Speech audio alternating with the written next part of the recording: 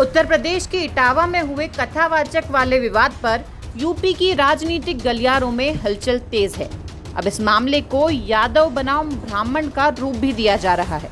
इस घटना के हर पहलू को देखने के बाद अब आपके मन में सवाल होगा कि शुद्ध रूप से ये मामला बदसलूकी और फरेब का है, तो फिर इस पर सियासत की रोटी क्यों सेकी जा रही है? तो इसका जवाब अब आपके सामने रखते हैं। यूपी और बिहार उत्तर भारत के दो ऐसे राज्य हैं जहां की राजनीति शुद्ध रूप से जाति के आसपास घूमती है। बिना जाति की चर्चा के यहां की राजनीति अधूरी है।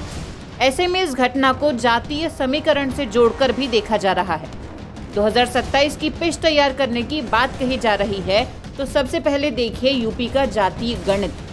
सवर्ण यहाँ 18% के करीब है। ओबीसी की आबादी 42% है। दलित 21% हैं। मुस्लिम आबादी 19% है। सवर्णों के वोट बैंक पर पिछले 10 से 15 सालों से बीजेपी की एक तरफा पकड़ है। ओबीसी की बात करें तो इस समूह का वोट बटा हुआ है। मौजूदा वक्त में समाजवादी पार्टी और एनडीए की बराबर की पकड़ इस ओबीसी वोट बैंक पर है। जहां तक ब्राह्मण और यादव का सवाल है, तो दोनों की आबादी आंकड़ों में बराबर है। यूपी में ब्राह्मण भी 10% हैं और यादवों की संख्या भी 10% है। मौजूदा वक्त में योगी आदित्यनाथ यूपी के सीएम हैं, जो कि ठाकुर बिरादरी से आते हैं, जबकि ब्राह्मण समाज के ब्रजेश पाठक डिप्टी सीएम हैं। अखिलेश यादव मौजूदा सरकार पर लंबे समय से ये आरोप लगाते हैं कि ब्राह्मणों के साथ वो भेदभाव करती है। ब्राह्मण वोट बैंक को अपने पाले में करने के लिए ही अखिलेश यादव ने विधानसभा में नेता प्रतिपक्ष माता प्रसाद पांडे को बनाया है।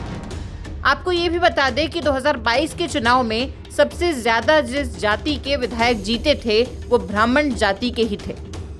एनडीए से 46 ब्राह्मण विधायक बने थे, समाजवादी पार्टी से 5। जहां तक यादवों का सवाल है, तो एनडीए के 3 यादव विधायक हैं, जबकि समाजवादी पार्टी में 24 यादव विधायक 2022 में जीतकर विधानसभा पहुंचे। ऐसा नहीं है कि ब्राह्मण वोट परंपरागत रूप से बीजेपी कोर वोटर रहा है। 2007 में सोशल इंजीनियरिंग करके मायावती ने ब्राह्मण वोट अपने पाले में किया था। नतीजा ये रहा कि बीएसपी बम्पर बहुमत से सत्ता में आई थी। इससे पहले और बाद के हर चुनाव में ब्राह्मण वोटर सरकार बनाने में अहम भूमिका निभाते रहे हैं। साल 2012 में जब अखिलेश सीएम बने थे, तब चुनाव में समाजवादी पार्टी ने 45 ब्राह्मणों को टिकट दिया, जिसमें से 21 जीते थे।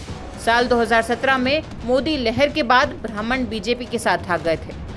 सीएसडीएस के मुताबिक 2017 में ब्राह्मणों के 83% वोट बीजेपी को और 7% एसपी को मिले थे, जबकि 2022 में ब्राह्मणों के 89% वोट एनडीए को मिले थे।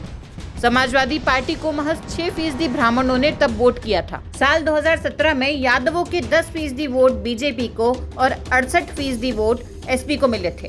साल 2022 में यादवों की बात करें तो 12% यादवों ने बीजेपी को, जबकि 83% ने समाजवादी पार्टी को वोट किया था। यादव वोट पर परंपरागत रूप से समाजवादी पार्टी की पकड़ रही है। यही वजह है कि कथावाचक के इस विवाद को जातीय रंग देकर यूपी की राजनीति को गरमाने की कोशिश हो रही है। साल 2027 की पिच को सेट करने की तैयारी की जा रही है।